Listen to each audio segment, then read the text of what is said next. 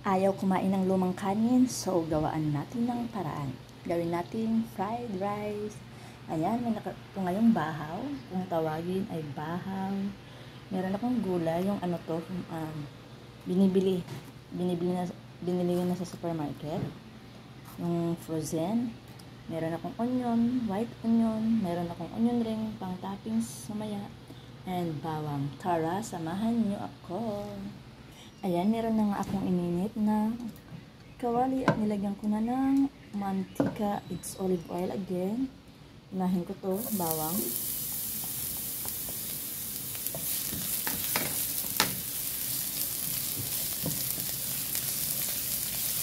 Isa lang. Pabanguhin lang natin mga sangkay.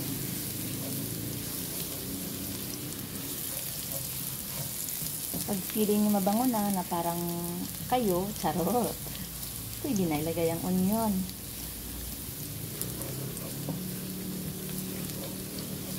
Isa lang.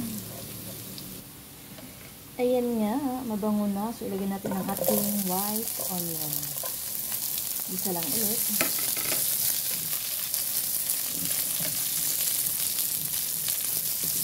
Isabayin natin ang ating gulay.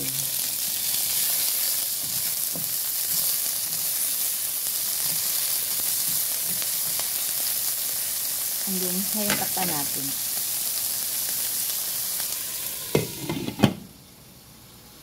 Sirisin natin.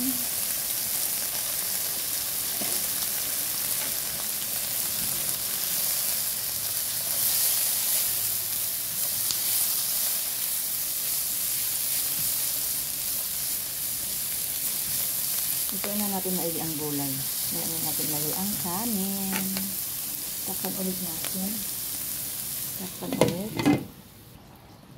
Ayan mga sangkay. Ilagay na natin ang ating bahaw na kanon. Ayan. Tira namin to kagabi. Ang dami. Sinadya ko talaga kasi bala ko talaga ngayon Pero kung walang mga ganyan, pwede naman bawang lang, okay na. Bawang lang, sapat na. I-mix natin.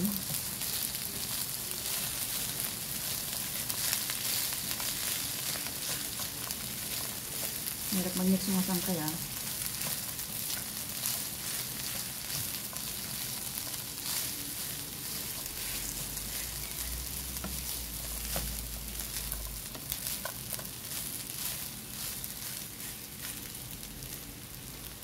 Lagyan natin mga sangkay ng lasa para isabay ko na sa pag-mix. Lagyan ko ng asin. Lagyan natin ng oyster sauce. Kalat lang natin. Ayan, mix natin. Mix natin ngayon.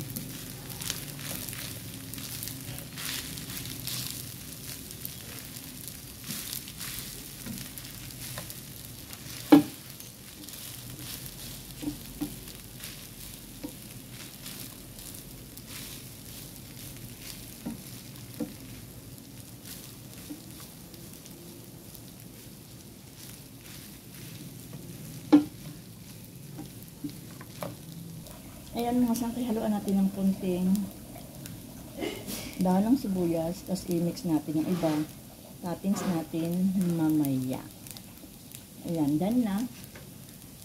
Done na siya. Mix lang natin. Ayan. May ibang onion ring, mamaya natin i-toppings. Para maganda tingnan. Yung lasa okay na. Tabang lang. Okay lang yan kasi may ulam naman sila. Ayan. Fried rice is done. Thank you guys for watching.